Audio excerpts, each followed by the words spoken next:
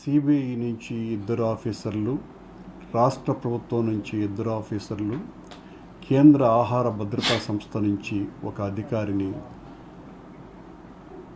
దర్యాప్తును కొనసాగించడానికి నియమించటం మేము పూర్తిగా స్వాగతిస్తున్నాం. మా సమయంలో నేను కానీ, సుబ్బారెడ్డి గారు కానీ టీటీడీ పాలక మండలి అధ్యక్షులుగా ఉన్న కాలంలో ఏ విధమైనటువంటి తప్పు చేయలేదని ఆ దేవదేవుని పాదాల మీదనే ప్రమాణం చేసి చెప్పటం జరిగింది.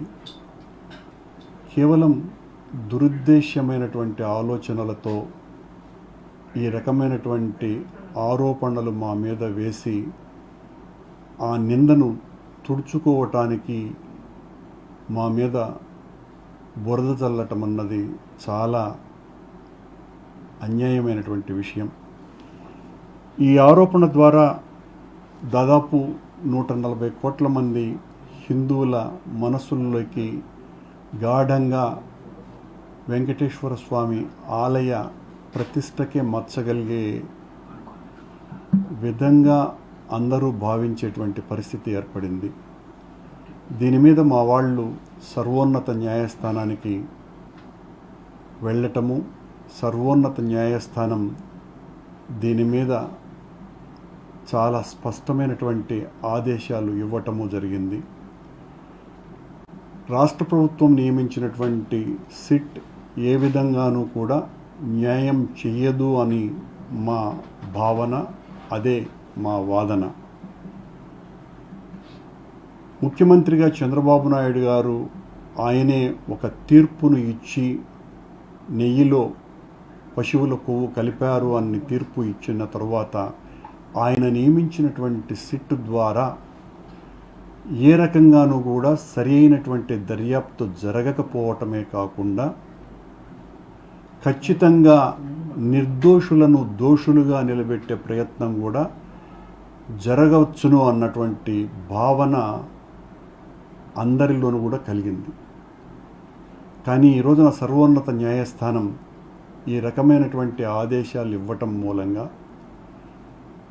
ఆ స్వతంత్ర దర్యాప్తు సంస్థ సిబిఐ డైరెక్టర్ పర్యవేక్షణలో వాస్తవాలను వెలికితీసి ఏది నిజం ఏది అబద్ధం అన్నటువంటి విషయాలన్నీ కూడా అతి తొందరలో బయటికి వచ్చేటువంటి ప్రయత్నాలు చేస్తుంది అని మాకు ప్రగాఢమైనటువంటి నమ్మిక ఉన్నది. సాక్షాత్తు దేవదేవుడే,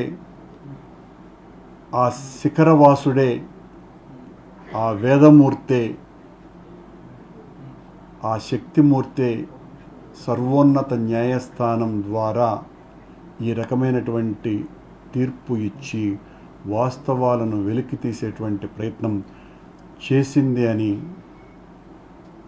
మనస్ఫూర్తిగా భావిస్తున్నా. నిజాలు నిగ్గుదేలుతాయి, సత్యం గెలుస్తుంది, అసత్యం ఓడుతుంది.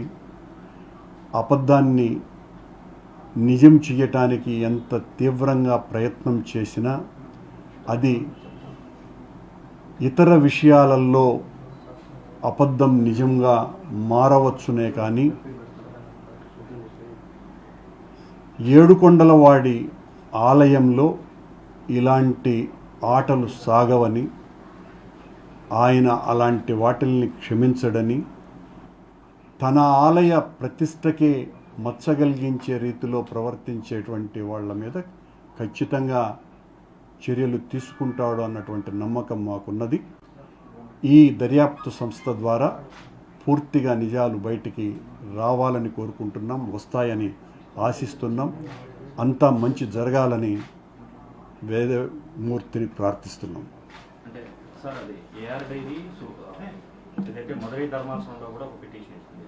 అంటే కేంద్ర ఆహార భద్రత శాఖ ఇచ్చినటువంటి నోటీసుల్లో తప్పులు ఉన్నాయి, మా దగ్గర ఎలాంటి తప్పు జరగలేదని చెప్పి ఒక డీటెయిల్ రిపోర్ట్ని సబ్మిట్ చేసింది. సో కోర్టు కూడా స్పందించి చెన్నై కింగ్స్కి సంబంధించి ఒక రిపోర్ట్ ఒకలాగా ఉంటే, ఏదైతే గుజరాత్ నుంచి వచ్చినటువంటి రిపోర్ట్ అనేది ఒకలాగా ఉందంటే కూడా కోర్టు కూడా ప్రశ్నించినటువంటి పరిస్థితి. సో దాని మీద ఎలా చూస్తారు?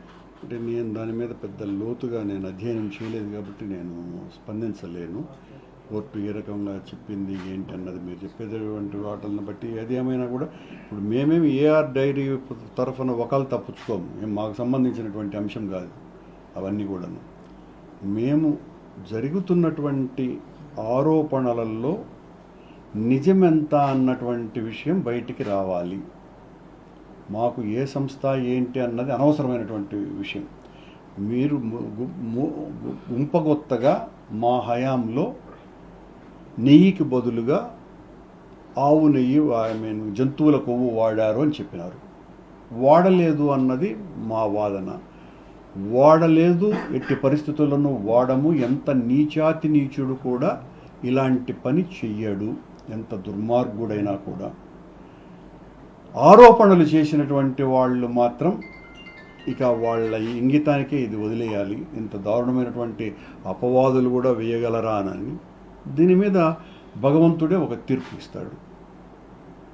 సార్, ఈరోజు సుప్రీంకోర్టు ఇచ్చిన తీర్పుపై ప్రతి ఒక్కరు కూడా హర్షిస్తూ ఉన్నారు. మొదటి నుంచి మీరు కోరుకున్నది ఇదే, ఈరోజు రావడం ఏ విధంగా అనిపిస్తూ ఉన్నారు? చాలా ఆనందంగా ఉంది. ఎందువల్లంటే మేము మొదటి నుంచి కోరుతున్నది అదే. చంద్రబాబు నాయుడు గారు ముఖ్యమంత్రి గారు ఎప్పుడైతే ఆ నెయ్యికి బదులుగా జంతువుల కొవ్వు వాడారు అని చెప్పినారో ఆ రోజే మేము చెప్పడం జరిగింది. నేను కానీ సుబ్బారెడ్డి గారు కానీ దీని మీద సిబిఐ ఎంక్వైరీ వేయవలసినటువంటి అవసరం ఉన్నది, సిట్టింగ్ జడ్జి చేత వీలైతే విచారణ జరిపించండి అని చంద్రబాబు నాయుడు గారు మాట్లాడినటువంటి మరుక్షణమే మేము స్పందించటం కూడా జరిగింది. ఈ రోజున భగవంతుని రూపంలో సర్వోన్నత న్యాయస్థానమే ఆ రకమైనటువంటి తీర్పు ఇవ్వటం అన్నది చాలా చాలా ఆనందంగా ఉన్నది.